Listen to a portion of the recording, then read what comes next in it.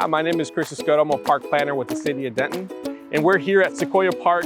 What you have behind here is phase 1 of this project.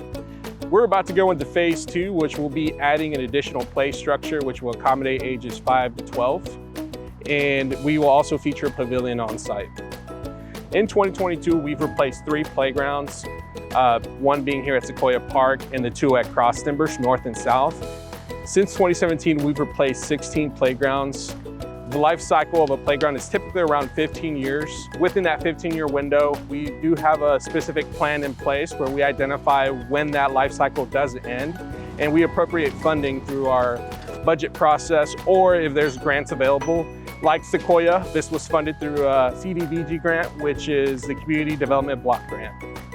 These playgrounds have quite a bit of input from the public. We go to the neighborhoods, we conduct public meetings at our rec centers, or lately we've had Zoom virtual meetings where we start getting that feedback from our local community. Playgrounds are more than just a permanent structure.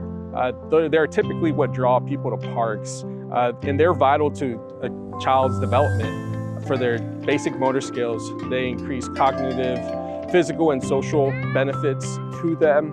How we incorporate play within our mission, Unite, Grow, Play. We do focus on improving play, equity, and accessibility to all.